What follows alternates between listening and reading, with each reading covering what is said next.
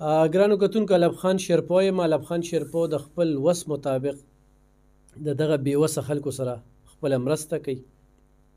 خو دا نن چې زه کومه ویډیو کوم د تیرو څلور نیمو کالو راسي مسلسل د دې خلکو سره زمونږ واسطه روانه ده. اوس خو تاسو ته دا سړی ښکاري د دې د سینې بیمار دی، د زور کار نشي کولی. د ده په دې زوی باندې الحمدلله الب خان شیرپو ویلفیر فاونډیشن د 14 لکو نه زیاتې ولګولي. دا هغه بلاک والا دی. بیا چې کوم دی نو یو اپریشن وشو، دغه ډاکټر صاحب ډېره زیاته مننه کوو په علاج کې چې هغه پې لږ ورسېده. د ده دا غوښه د ده ټول بدن نه چې کوم دی نو غوښې کټ شوي دي او د ده په دې سر یې ښودلي. زه دې بچي سره په ډبګري ګارډن کې ما په خښته باندې شپې کړي دي، په خښته مې ځان ته یې ښودلې وه او 3 شپې ما دې سره تېرې کړي.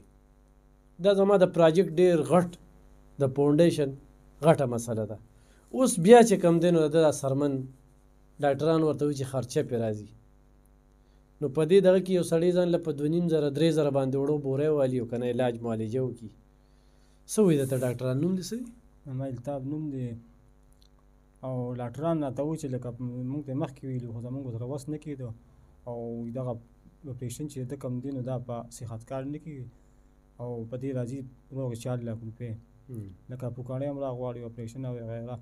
نو ما ته زمونږ خو دا وس نه کېږي او ما ته بله ویل چې الب خان له لاړ شي. بیا ورته وویل چې د اپریشن دسته کېږي ګورې اصلي سلمن چې لګېدلی په توند اخیستل شوی دا سلمن بیا ضایع شي بیا به دوباره د اپریشن اوس یو اپریشن دی او بیا 3 اپریشن کېږي. په صحت کارت هم دی کې څه وکړل؟ په صحت کارت کې بس بدله موږ یو اپریشن کړی دی نه خو بس سیټ شو ګزاره. هغه وایي چې لکه د پوکاڼې ته تکمیلېږي لکه د پتون سرمن اخیستې ده دا ضایع کېږي. د ده سرمن شاته تښتېدلې ده د دې پوکاڼو سره به سرمن دی مخې ته راشي او دی به ټیک شي الله په فضل باندې.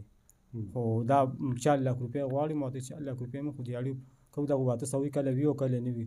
بله زه تللی یم ډاکټر له ما سره لاس ګاډۍ او سجي منډی کار مې پرې کړو په 3,500 روپۍ مې ده لپاره خرڅه کړه او دله مې پټۍ مټۍ راواغېستې هر یو شي او دا کرایانې مو لګولې چې په لار راتلم بس ټولې 300 روپۍ را سره پاتې دي.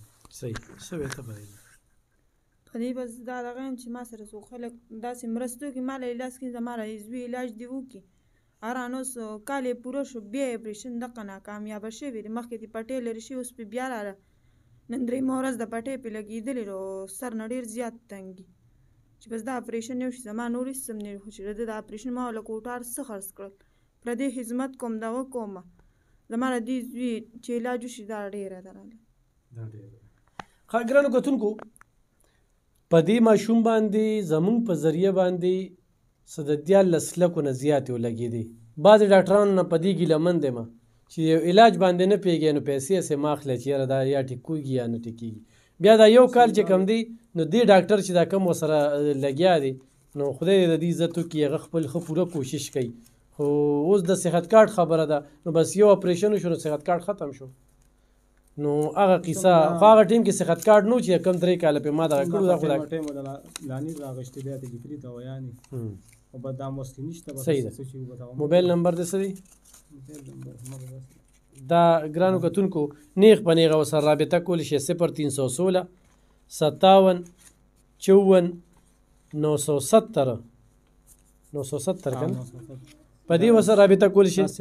ښه او په دې باندې زموږ اکاونټ نمبر دی دا واله دا د یو ورور طرف نه چې کوم دی دا چڼه ځان سره ونیسه دوا ورته کوه او دا چې کوم دی نو دا چاولي ځان سره ونیسه دا دوا ورته کوه او دا د تحریک لبیک لخوا چې کوم دی دې کې کپړیم دي وچه سودا هم ده چینی هم دي پکې دال هم دي پکې. ډاکټر محمد شفیق صاحب ډېره زیاته مننه کوو چې موږ سره په دې دغه کې ډېر زیات کومک وکړو. سیلاب ځپلو سره هم کومک وکړو په دې دغه کې موږ سره ډېر زیات کومک وکړو. خو دا ماشوم خپل بچي وګڼئ ضرور ورسره مرسته وکړئ ضرور ورسره رابطه وکړئ تنګول مه کوئ بې ځایه کال ورته مه کوئ. دا د غریبۍ د وجې چې کوم دی دې نه پس 2 بچي مړه شو بالکل 3 بچي مړه شو. ښه مطلب بس بیماري پې راشي چې بس اچانک یې بس یو شي او بس دونه پیسې وي چې هغه په هسپتال کې ورکړو چې راشي نو د غریبۍ لاسه ګډوډ شي رانه 3 پکې دا مړه شو. نو ضرور ورسره کومک وکړئ ضرور ورسره مرسته وکړئ او د الله پاک لاک لاک شکر دی چې داسې قسمه خلکو پړم سارمان نشته خپل هم ښه پوره وس کړی دی خو دا تاسو ته په دې ګرانه ګرانۍ کې اوس پاتې دي نو تاسو ورسره مرسته وکړئ. ډېره مننه. خوشحاله